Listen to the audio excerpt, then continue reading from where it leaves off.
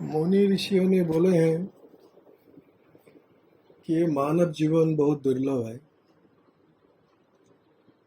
क्योंकि यह हम जाग सकते हैं मतलब हम लोग सत्य को समझ सकते हैं, मिथ्या को सच समझकर जीने का जो प्रहेलिका, उससे मुक्त हो सकते हैं। प्रणाम। तो अगर हम वो वैदिक जीवन में, वैदिक समय में लौट जाएं, जब सामाजिक व्यवस्था अलग टाइप का था, तो 4 वर्णों में जो उच्च वर्ण था ब्राह्मण, उसके बाद क्षत्रिय, फिर वैश्य और शूद्र, कर्म के अनुसार ये भाग किया गया था। जो संसार को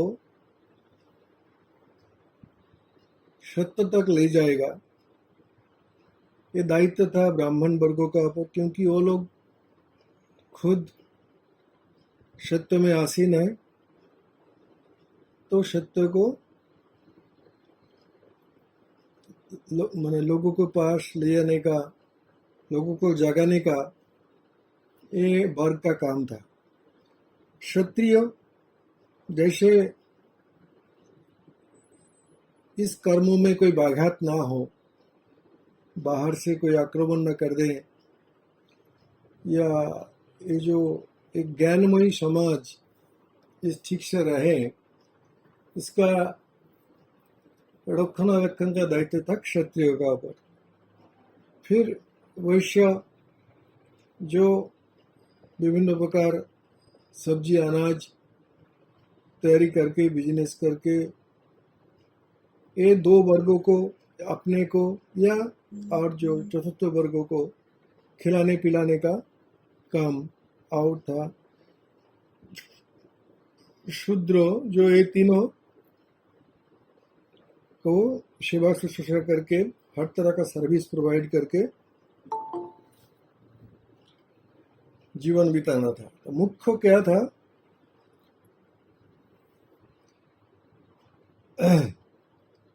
ज्ञान में, सत्य में आने का प्रचेष्टा, जिसका लिए समाज का ऐसे ही भाग बंटवारा हुआ था कि सबका अधिकार है सत्य में जीने का, और उसको वहां तक जाने का एक सुंदर सा व्यवस्था समाज में किया गया था। उसके बाद जब वेदोक्त तो ऋषि मुनि आए, वो लोग बोले मनुष्य जीवन का एक ही काम है, 2 नहीं, अपने आप को पहचानना, अपने आप को जानना। तो अपने आप को जानने के लिए ही जीना है, यही ऋषियों का मत था। जीने का और दूसरा का उद्देश्य होना नहीं चाहिए। अपने आप को पहचानना, सत्य को जानना, एवं हमारा जो स्वरूप सच्चित आनंद, वहां तक पहुंचना ही पूरा संसार का, मानव जाति का मुख्य नहीं, एकमात्र उद्देश्य है। इसीलिए क्या किया गया, शुरू में सब लोग जब पढ़ने के लिए आते थे, तब इन लोगों का प्राइमरीली 2 चीज, एक है शरीर का रक्षा, अर्थात सम्यक भोजन, समय पे भोजन, शरीर रक्षा करने के उपयुक्त भोजन। और शरीर रक्षा किस लिए है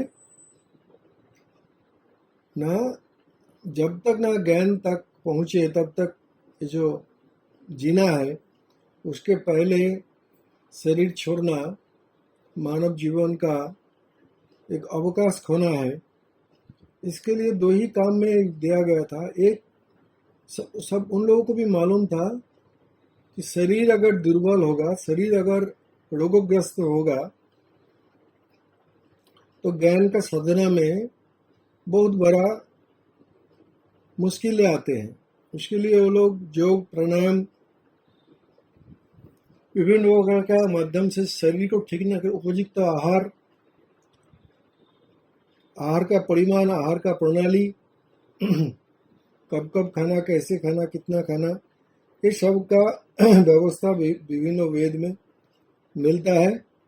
यदियो वर्तमान जीवन में उसका उतना रिलेवेंस नहीं है, या हम लोग वहाँ से बहुत दूर भाग कर आए, और वो भी हमारा बोलने का उद्देश्य नहीं है कि हम वेदोक्त खाद्य ही खाएं।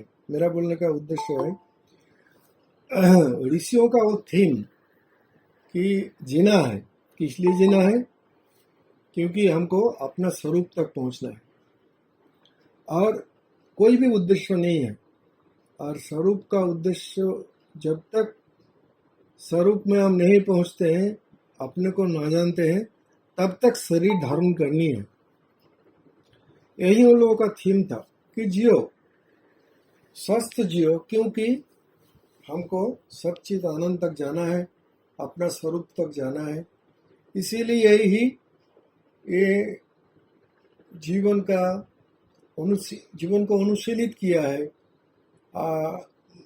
भोग को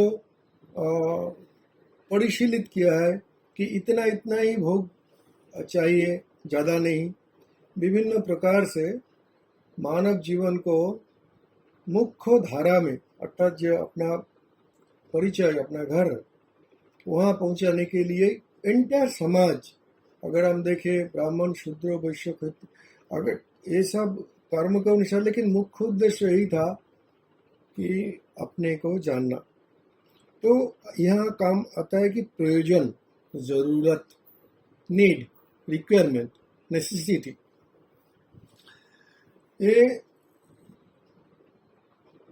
वैदिक युग ऋषि से बोला है, मुख्य प्रयोजन है अपने को जानना। कभी कभी वेद बोला है एकमात्र प्रयोजन है जीवन का अपने को जानना, दूसरा कोई उद्देश्य नहीं है। तो वहां क्या होता है, जो जन्मों के बाद ही जब गुरुकुल में जाते हैं, तब गुरुकुल का जो पाठ्य पुस्तक, पढ़ाने का माध्यम, उसमें ही ये वार्ता, एक खबर दिया जाता था कि जन्म सूत्र में कोई ब्राह्मण नहीं होता है, ब्रह्म का ज्ञान ही मानव जीवन का एकमात्र उद्देश्य है। आप लोग यहाँ आए हो वो ज्ञान को पहुँचने के लिए, तो गुरु का प्रदर्शित मार्ग में चलकर अपना उस प्रकाशित स्वरूप में पहुंच जाओ। वर्तमान में हम लोगों में प्रॉब्लम क्या हुआ, हम लोग उस जरूरत को जानने के पहले जीवन को बहुत सारे जरूरत दे दिया, बहुत सारे, इतना जरूरत दे दिए कि हम मुख्य जरूरत को भूल गए। सौभाग्य है कि गुरु आकर हम लोगों को याद दिलवाया कि 84 लाख बाद मिला ये अमृत मानव जीवन, क्या क्या उद्देश्य है, क्या एक्चुअल जरूरत है। वो भी बहुत सौभाग्यवान है जो गुरुदेव के वचन से ये ज्ञान अपने आप निकाला कि हमारा जीवन का मुख्य उद्देश्य क्या है, और अपने को संकल्पित किया, अपने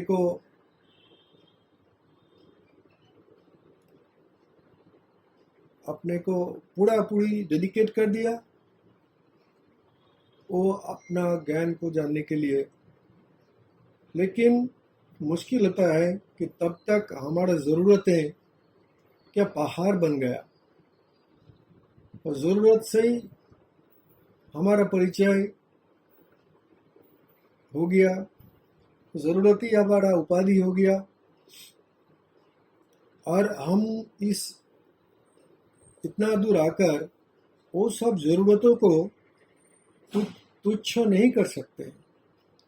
हमको लगता है कि वो ज़रूरत के पास और एक ज़रूरत को रख लें कि हमको अपना घर पहुंचना है, लेकिन वो सब ज़रूरतों को सामने रखकर उसको भी हम भूल नहीं पाए कि हमको एक अच्छा पिता होना है, अच्छा माता होना है, अच्छा समाज बनना है, अच्छा आदमी बनना है, अच्छा सब कुछ तो अच्छा बनना है, अच्छा पाना है, अच्छा खाना है, अच्छा सब कुछ इतना हम लोग रिक्वेशन दे दिया कि अपने के लिए कि गुरु का मैसेज तो आया, लेकिन एक भीड़ में आ गया। मैंने बीज तो डाला गया, लेकिन तब तक मिट्टी में बहुत सारे पेड़ पौधा बड़े बड़े हो गए थे, और जिसका अंदर वो बीज डालने से भी और उसको फूलने फलने के लिए जगह नहीं है। ऑलरेडी बहुत सारे वो मन का उस मिट्टी में हम लोग बहुत सारे बीज डाल दिए हैं ऑलरेडी, और वो इतना बड़े बड़े सब हो गए कि और वो जो ज्ञान का जो बीज था उसको डालने के लिए उपयुक्त परिवेश, समय, पानी, हवा मिलना मुश्किल हो रहा है। इसीलिए हम लोग एक कॉम्प्रोमाइज जीवन जीते हैं। हम अपने को खाली नहीं कर पाते हैं। ऑलरेडी भरा हुआ मैं को और एक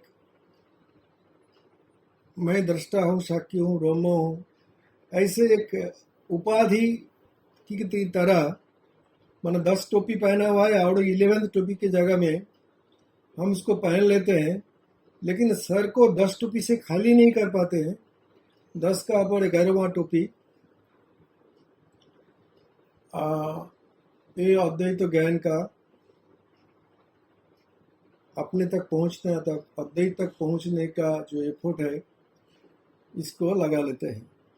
लेकिन गुरु का, ऋषियों का बोलना है कि वो 10 टोपी फेंकना पहले जरूरत है।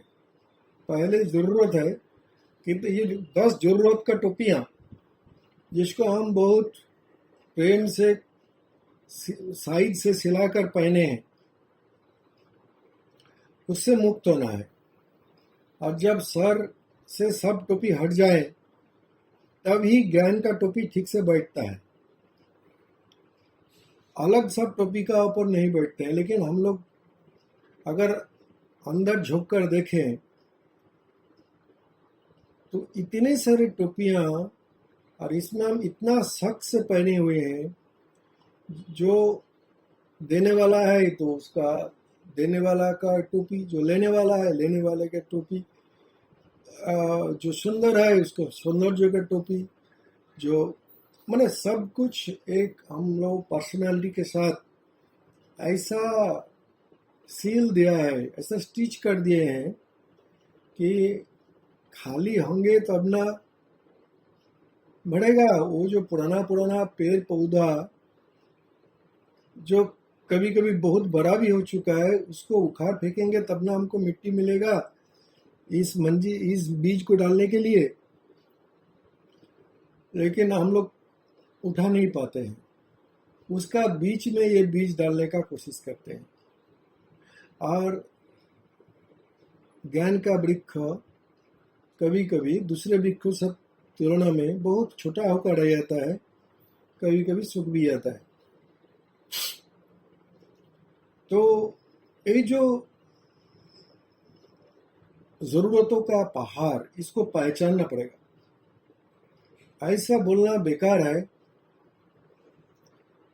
कि मेरे में और कोई ज़रूरतें नहीं दिखता है, अर्थात मैं ज़रूरतों से खाली हो चुका हूँ।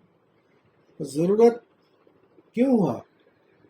क्योंकि हम ये मिथ्या जगत को सच मान लिया और शरीर को मैं मान लिया, सभी शरीर को एक दूसरा मान लिया। और ये क्या किया, अपना भोगों में आकर अपना ज़रूरतें सब खड़ा कर ली। देखते हैं जब अपना पिता माता, अपना समाज में कैसे लोग ज़रूरतें पैदा करते हैं और ज़रूरतों का चीज़ों के लिए अपना बुद्धि बल सब कुछ प्रयोग करते हैं कि मन में उठा उस ज़रूरत को पूरा किया जाए। इसी में हम लंबी उम्र बिता दिए, ना जानकर कि ये ज़रूरतों का चीज़ मिलने से हम कहाँ पहुँचेंगे। किसी किसी को मिला, लेकिन मिलने से दूसरा एक ज़रूरत पैदा हो गया, वो मिला तो तीसरा एक हो गया। अगर धन मिला तो सम्मान का ज़रूरत हो गया, अगर सम्मान का ज़रूरत हुआ तो प्रतिष्ठा का ज़रूरत हो गया, अगर प्रतिष्ठा मिला तो कोई नेता होने का ज़रूरत हो गया। माने बहुत सारे ज़रूरत, माने हम लोग चाहते ही हैं कि हम लोग कुछ हूँ, ये सब लोग जाने, दैट आई एम समथिंग, मैं कुछ हूँ। इसको अगर लोग नहीं जाना तो कुछ होने का क्या फ़ायदा हुआ। अर्थात मैं कुछ हूँ एक टोपी अगर हम सर में पहन लें, लोग देखें और सराहना करें, प्रेज करें, हमारे लिए अलग जगह मिले। ये जो अदरवाइज क्या जरूरत है, क्या जरूरत। सब जगह में परिष्कार लिखा हुआ है कि जगत मिथ्या है, फिर भी हम आंतरिक सफरिंग करते हैं। जगत का एक गति जब जैसे भी है, इसमें हमको सफरिंग आता है।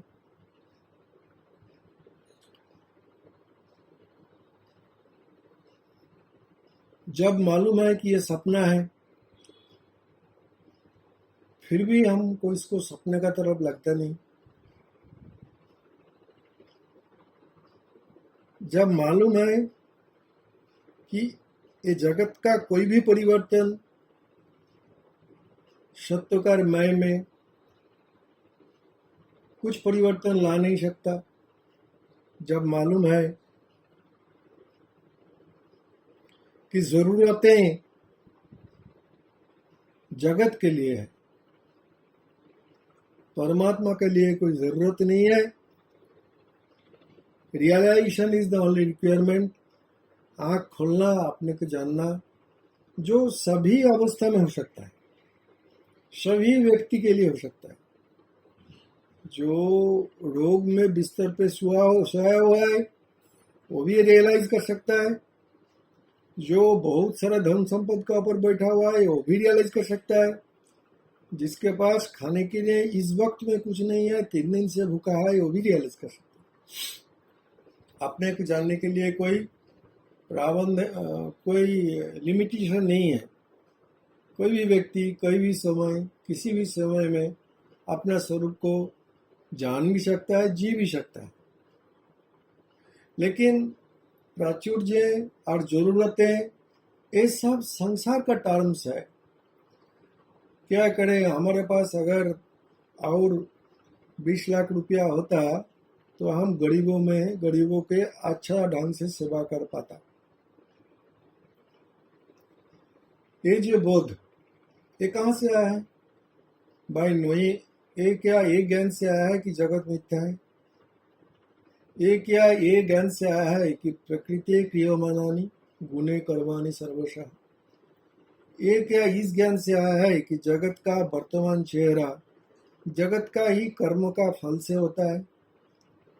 ये क्या ये ज्ञान से आता है कि मेरा आंख का सामने, कान का सामने, पंचो ज्ञानेन्द्रिय का सामने जो वाद्य बजेगा वो इस शरीर मन का कर्म का, इस मन का कर्म का फल का असर है? ये सब ज्ञान हमारा पास नहीं रहता है जब हम किसी भी बंधन से, किसी भी रंग का टोपी कितना भी हल्का से पहने। लेकिन गुरु का वचन यही है कि ज्ञान का टोपी लगाने का पूर्व शर्त यही है, अज्ञान का टोपियों को डिस्पोज ऑफ करनी है, फेंक देनी है। जितना अज्ञान से जो टोपी आहरित हुआ है, वो पितृत्व का टोपी हो, समाज में प्रतिष्ठा का टोपी हो, माँ का टोपी हो, स्त्री का टोपी हो, हस्बैंड का टोपी हो, जितने सारे परिचय और कितने सारे जरूरतें अगर हम थोड़ा सा अंतर जगत में देखें तो हम जब मार्केट में जाते हैं तब एक भूल जाएंगे बोलकर लिस्ट बना लेते हैं। तो लिस्ट का अनुसार हम एक एक करके मार्केटिंग करते हैं कि कुछ भूल ना हो जाए, परिवार में अस्थिरता ना पैदा हो। तो ऐसे ही अगर हम पीछे मुड़कर देखें कि अब इस इतना दिन सत्संग करने के बाद भी मेरा क्या ज़रूरतें कि अगर लिखेंगे तो क्या 1 नंबर में या 2 नंबर में या 3 नंबर में या हर नंबर में एक ही चीज लिखेंगे कि आत्मज्ञान, अपना स्वरूप। जरूरतों के लिस्ट में क्या एक ही लिख पाएंगे और सब जरूरतें हमसे खाली हो गए? जरूरत है कि हमारा बच्चे को कोई बीमार ना हो, जरूरत है कि हमारा किसी परिवार में किसी का मौत ना हो, जरूरत है कि मेरा शरीर सदा सही सलामत रहे। ये सब जरूरतें हैं। हम लोग इसको ऐसे रखे हैं, लेकिन गुरु बोलता है ये गुरु प्राप्ति तब होगा तब जब हम पहले इस जरूरतों का लिस्ट से सबको इरेज करके भगा दें, खाली हो जाए, तब जाकर गुरु का रिलेवेंस रहता है, गुरु का गुरुत्व रहता है। तब गुरुदेव उस खाली जगह में लिख देता है कि तत्वमसि, और उस लेख ही हमारा एकमात्र लेख होता है। हमारा स्मृति में, हमारा श्रवण में, हमारा मनन में, निधिध्यासन में, कर्मों में, व्यवहार में एक ही चीज लिखा रहता है कि प्रज्ञानं ब्रह्म, मैं ब्रह्म। लेकिन बहुत सारे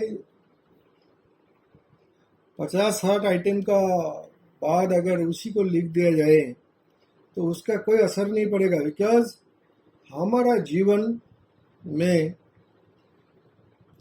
परमात्मा ज्ञान जैसे कि फॉरेन चीज होकर आया। हम लोग समझ ही नहीं हैं कि this is my inherent appearance, ये हमारा अपना चेहरा, क्योंकि तब तक हम बहुत सारे चेहरा खड़ा कर लिए। तो जब ये ज्ञान हुआ कि यही मेरा एकमात्र चेहरा है, उसके पहले हम इतने सारे चेहरा खड़ा कर लिए और इतने सारे चेहरा से अपने को परिचित किए बाहर जगत से कि वो सब परिचय के से उठ जाने से, भाग जाने से भाग नहीं जा पाते हैं।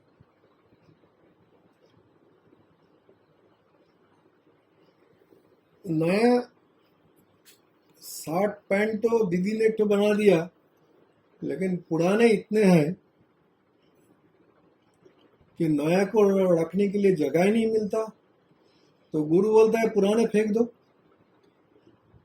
तो हम 2-4 फेंकते हैं, लेकिन है तो 50-100। दो दस फेंकने से भी लाभ नहीं होता है, जगह नहीं होता है। तो गुरु बोलता है एक साथ सब में आग लगा दो, ये वाला ही खाली ढक लेना, जो हमसे होता नहीं। क्योंकि उस पोशाक में ही मेरा मैं को हम पहचाना है एक दूसरे से। मेरा पहचान है वो 90 पोशाक, वो उपाधियां, वो टोपियां, वो हमारा अंदर भरा है। कैसे हम खाली होंगे? खाली का बात कर रहे थे कोनू भाई, खालीपन कब आएगा?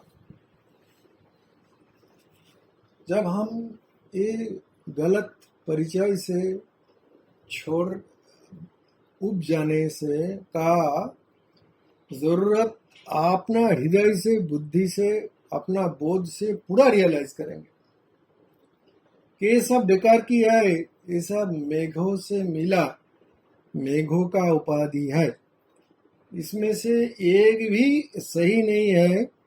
आसमान का दृष्टि से, आसमान का दृष्टि तो मेघ ही कल्पित है। मेघ का उपाधि का तो बात छोड़िए, मेघ ही तो कल्पित है, और मेघ का उपाधि का बात क्या। लेकिन बहुत समय बह गए, किसी का 30, 40, 50, इसमें इतने ही प्रभाव रह गया सुनते सुनते कि उस पोशाक में तुमको अच्छा लगता है, वो पोशाक तुमको पहला शादी का पहले साल में हस्बैंड ने दिया था, ये पोशाक लड़का ने नौकरी पाकर फर्स्ट तुमको दिया था, इसका रिलेवेंस अलग है। हम उसको कहाँ फेंकूं कि गुरु का रखूं? गुरु का रख दें, लेकिन उसके पास रख दें। लेकिन गुरु का एक ही तो शर्त है, शर्त तो ये है कि अगर दूसरा कुछ भी रखा तो मेरे वाला नहीं रखना, और अगर मेरे वाला रखना है तो दूसरों को खाली कर लेना। और यही हम नहीं हो पाते हैं, जगत को मिथ्या समझ नहीं पाते हैं। तो और ये जो जगत, ये सब रूप में जगत है। अपना चित्त का कोने कोने में जाकर जो भी कुछ संचय किया है, जिसका भी बारे में, ये सब क्या है? मैला है। These are dusts. कौन सा दृष्टि से? ना पारमार्थिक दृष्टि से। पारमार्थिक दृष्टि क्या बोलता है? मृत्यु जो खोले, मृत्यु हमसे जो चीज ले आता है, वर्तमान में भी वो चीजें डास्ट है, मैला है। मृत्यु खाली मैला को ही लेता है, मृत्यु का एंट्री नहीं है प्रकाश में। तो वो हमारा जितना डस्ट है, जिसको हम छोड़ नहीं पाया था जीवन तक, वो मृत्यु हमसे ले जाता है। It can take all dust but it can not, उसका मृत्यु का क्षमता नहीं है उस पोशाक खोल लेना जो उस गुरु ने पहनाया। लेकिन हम पहने तब ना, जब हम, सत्संग का मतलब यही है कि अपना अंदर झोंक कर देखना कि गुरु का दिया हुआ पोशाक हम कौन सा शर्त में पहने हैं, और सब राख कर पहने, या 10 पोशाक का ऊपर 11th पोशाक है।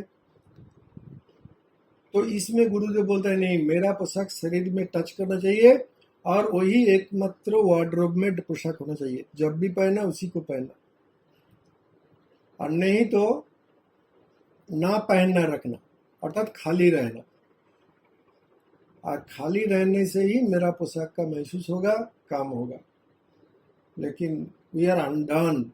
अगर देखेंगे हम कितने सारे ज़रूरतें में इतने सारे चीज अपना वार्डरोब में रख दिए हैं, क्या ये एक्चुअली बहुत शस्त्र तो बहुत है, उसका पाठ भी करते हैं, मनन भी नहीं करते हैं ऐसा बात नहीं, अपना अपना क्षमता के अनुसार, अपना अपना बुद्धि का स्तर के अनुसार विषय का अंतर तक जाने की भी इच्छा होता है। लेकिन निध्यासन, अपना जीवन का पर्यवेक्षण करना, जो आज तक कितना हम गुरु से लिए हैं, कितना संसार से लिए हैं, कितना गुरु से लिए चीजों से जीते हैं और कितना संसार से लिए हुए चीजों से जीते हैं, कितना चीजों को गुरु वाणी के द्वारा धोकर पहनते हैं और कितना चीज गुरु के दिया हुआ साबुन से धो ही नहीं पाते हैं, क्योंकि साबुन लगाने से जो कपड़ा खराब हो जाएगा, गल जाएगा। गुरु का दिया हुआ साबुन ऐसा है, वो अगर संसार का कपड़ में टच भी करे वो गल जाएगा, पहनने का लायक नहीं रहेगा। वो ज्ञान है। बट वी आर अनडन, क्या करें।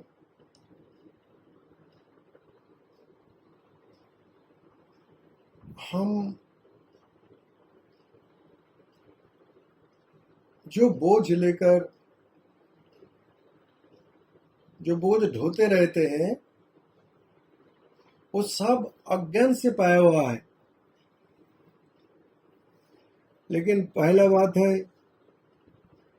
हम बोझ ढोने से ही अपने आप को बैलेंसिंग कर लिए कि लेफ्ट में 5 राइट में 5, उस अवस्था का बैलेंस हम लोगों को मालूम है।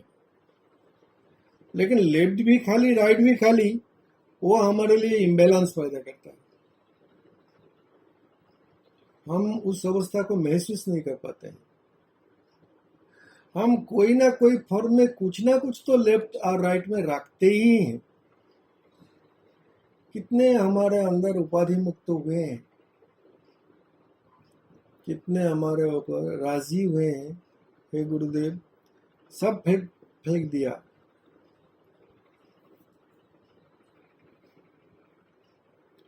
तो संतों ने बोलता है, पूर्व शर्त यही है, तुम पहले का फेंको, तभी ये ज्ञान का पोशाक का, अर्थात तुम्हारा जीवन में एक ही जरूरत रहे,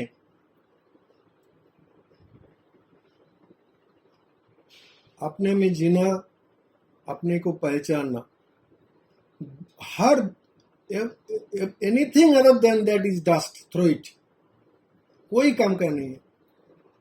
लेकिन हम लोग बांगमय हो जाते हैं, अभी भी लुके छुपे कैसे भी अपना महानता जाहिर करने में रुकते नहीं। हाँ, विषय अलग होता है। आजकल शायद पोशाक का, सोने दाने का, रुपया का बात नहीं करते हैं, लेकिन ऐसा कुछ बातें जरूर कर लेते हैं जिसके द्वारा ये दिखाया जाए कि हम अलग हैं। गुरु के पास भी जाते हैं तो भी लगता है कि हम दूसरे से अलग है गुरु के लिए। एक्चुअली गुरु के लिए नहीं, वो हमारा पास वो संक्रमण है। उस संक्रमण से हम ऑलरेडी व्यथिग्रस्त है कि हम दूसरे से अलग एक जगह है। हम दूसरे में मिल जाए, सब दूसरे और हम मिलकर एक हो जाए, ऐसा नहीं हो पाता। और जो इसको समझ लेता है, अपना अंतर, हम शब्दों का अंदर तो घुसते हैं, अपने अंदर क्यों नहीं घुसते? अपने मनों का अंदर अगर घुसेंगे तब देखेंगे इतना दिन से जो शब्दों का आहरण सम्मान किया गया है, उसका कितना असर पड़ रहा है। क्या पहले जो सब परिधान था उसको फेंका जा चुका है? क्या हम निर्वस्त्र हो गए? ये जरूरी है देखना। अदरवाइज जैसे मृत्यु का क्राइसिस आएगा, वो जरूरतें का लिस्ट ही हमारे सामने आ जाएगा। उसका पहले ही खाली होना, खाली रहना जरूरी है। और वो समझ के स्तर पर नहीं, उसको जीने का स्तर पर भी आना जरूरत है। खाली अगर समझ का स्तर पर है तब वो कभी रहेगा कभी नहीं रहेगा, क्राइसिस होने से वो भूल जाएगा। लेकिन उसी प्राप्ति को अगर हम अंदर अंदर अंदर अंदर आकर अपना सहस्त्रार में अपना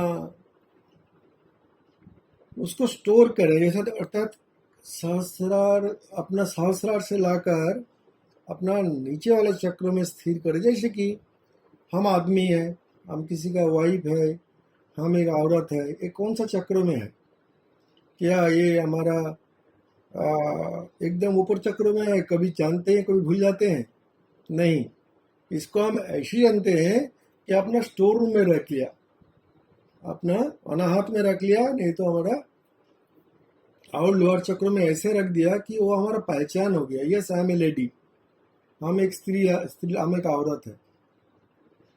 ये जैसे कि हम, इसमें कोई डायलेमा नहीं है हमारे पास, इसमें हमारा कोई संदेह नहीं है, निस्संदेह हम इसको स्टोर कर चुके हैं। और स्टोर कर चुके क्या, इसको हम हमारा व्यक्तित्व से मैंने पूरा एकदम सील दिए हैं, पूरा स्टिच कर चुके हैं, इनसेपरेबल हो गए वो आइडेंटिटी से। और गुरु बोलता है जितना भी गंभीर में तुम तुम्हारा परिचय को ले गए, वो सबसे निकल के आना है, एक एक करके, going to the deep of your mind. हम लोगों का मालूम है ना, मन का 7 स्तर है। जहाँ हम जीते हैं उसका ऊपर 3, और जहाँ हम नीचे उसका भी 3 है। तो ये जो 3 स्तर नीचे है, अनकॉन्शियस,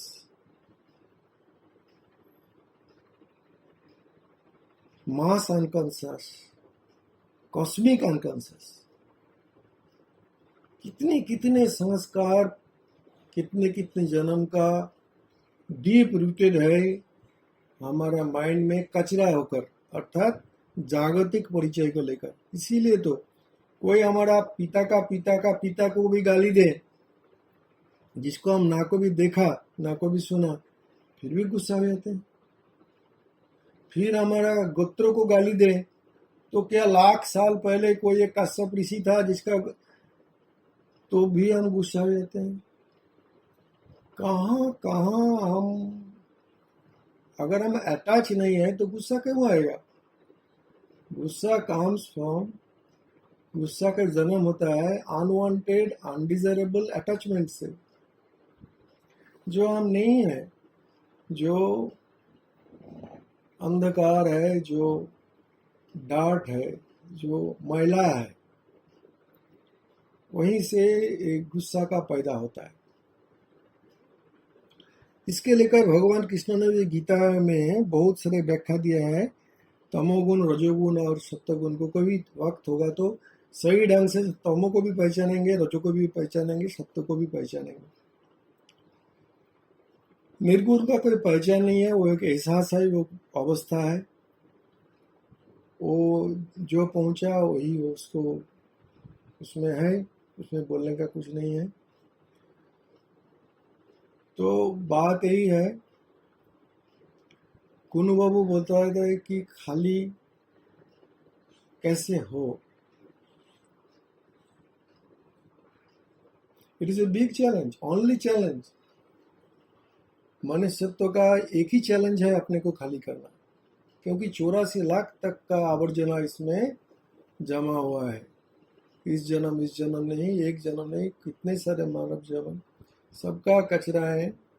और जब तक हम गुरु वाणी को, गुरु उपदेश, गुरु को नहीं, गुरु वाणी को, वाणी में ही ज्ञान छिपा हुआ है।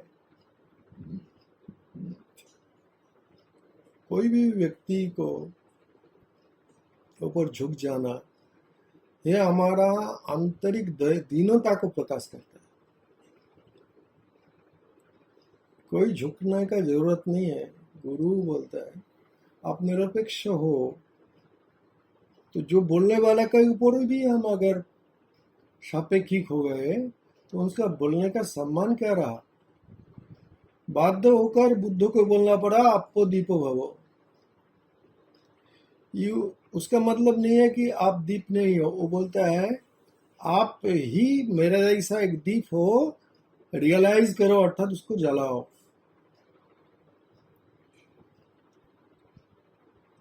आपके में भी उतना ही प्रकाश है जितना हम पे, यही रियलाइजेशन है। तो ये भी एक तरह का असंतुलन है, इम्बैलेंस है, इम्प्योरिटी है, भारीपन है। हमको ज्ञान का अंदर में झुकना है, ज्ञान को एंट्री देना है, और अंतर जगत में जाकर देखना पड़ेगा कि हमारा अंतर जगत कहाँ तक ज्ञान को एंट्री दे रहा है और कहाँ नहीं दे पा रहा है, क्योंकि यहाँ इसका खाली करने का क्षमता नहीं हो रहा है, जिसके बाद अपने को खाली नहीं कर पाता है। बोलता है सब जगह में तो दादा लगता है कि मैं निरपेक्ष हूँ, लेकिन जब बात बेटा का पढ़ा जाता है, जब बात बेटी का पढ़ा जाता है, तब पता नहीं क्यों इतना क्या करें। तो वो देखना पड़ेगा कि ज्ञान को हम कहाँ तक जगह दिए हैं।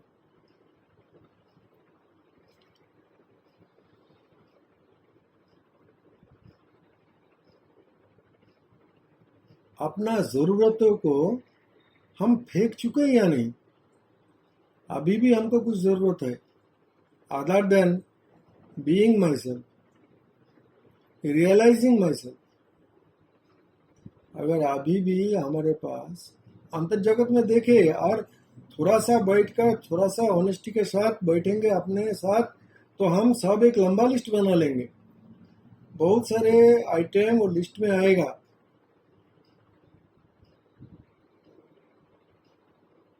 और जो अपना अवस्था को नहीं पहचानेगा तो अपना संशोधन भी नहीं होगा, पर्कुलेशन नहीं होगा वो ज्ञान का, वो प्रकाश का, क्योंकि हम ऐसे बंद करके रख दिए हैं कमरे, चाहे कोई भी कितना भी धक्का दें लेकिन वो खुलेगा ही नहीं, लेकिन क्योंकि हम जबरदस्त बंद कर दिया है उसको। नहीं नहीं नहीं नहीं, जो खाली करने का लो, ये कमरा तो खाली नहीं ही करना है, इससे बिना तो हम जी ही नहीं सकता। ये कमरे तो हम कैसे खोलने के लिए नहीं, actually this is our state. अगर सचमुच में हम हमारा अंतर जगत में जाएंगे तो देखेंगे कुछ लॉकर्स है जिसको हमने बड़ा सेफ्टी लॉक देकर रख दिया है, किसी का क्षमता नहीं है उसको खोलना। गुरु क्या करेगा बेचारा? तो ये साधक का कर्तव्य है, वो अपने अंदर में झोंक कर देखे कहाँ तक वो अपने को खाली किया है, कहाँ तक गुरुवाणी को आने दिया, गायन का लिए कितना साहस के साथ वो अपने आप को खाली कर सकता है, सामाजिक, पारिवारिक, आर्थिक संस्कारों से, अविद्याओं से कितना तक हम अपने को खाली कर पाए, वो देखना जरूरी है। खाली तो कुछ रहेगा नहीं, परमात्मा से ही हो रहेगा। भरा मतलब अज्ञान, खाली मतलब ज्ञान, क्योंकि ज्ञान ही तो है, हमारा खाली खाली होना ही बाकी है। That is the only challenge. सभी साधक का एक ही चैलेंज है, अपने को खाली करना, दूसरा कुछ नहीं है। बाद बाकी सब जैसे को तैसा ही है। कोई भी शब्दों से, कोई भी उपाय से, कोई भी तरीका से साहस संचय करे, उसके लिए गुरु को इतना बड़ा जगह दिया है कि गुरु को पकड़ो तो साहस होगा खाली होने का। गुरु का उसमें कोई भूमिका नहीं है, माई डिटर्मिनेशन, मेरा आग्रह अपने को खाली करना, तभी हम एक हाथ में गुरु को पकड़ेंगे और दूसरा हाथ में खाली करेंगे। तो ये विचार अपने में आना है। और 10 फुट तक तो हम कचरा रख दिया, उसका बाद जो सोना दाना रूपा आएगा उसको रखेंगे। ऐसा नहीं होगा। कचरे खाली करना जरूरी है। किसी दूसरे के साथ एक ज्ञान बैठेगा नहीं।